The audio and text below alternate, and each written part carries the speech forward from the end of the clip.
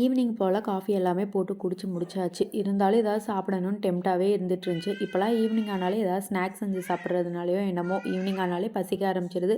சாதம் இருந்தாலுமே சாதத்தெல்லாம் சாப்பிட தோண மாட்டேங்குது. ஏதாவது ஸ்நாக்ஸ் சாப்பிட்டா கொஞ்சம் நல்லா இருக்குமே அப்படின்னு சொல்லிட்டு தோணுது.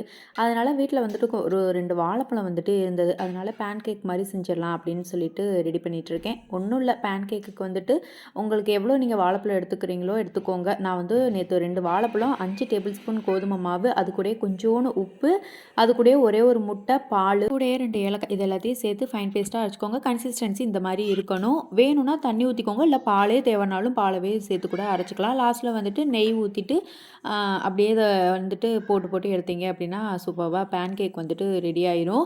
ஆக்சுவலி நம்ம முட்டை சேர்த்துறதுனால தான் கடாயில் ஒட்டாமல் சூப்பராக வந்துருந்துச்சு. நான் நெய் அதிகமாக ஊற்றிருக்கனால அந்த இதில் மட்டும் கொஞ்சம் ஒட்டுச்சு, தோசை கரண்டியில் மட்டும். மித்தபடி டேஸ்ட்டு வேறு லெவலில் இருந்தது. கண்டிப்பாக நீங்களும் ட்ரை பண்ணி பாருங்கள். பிள்ளைகளுக்கும் செஞ்சு கொடுங்க.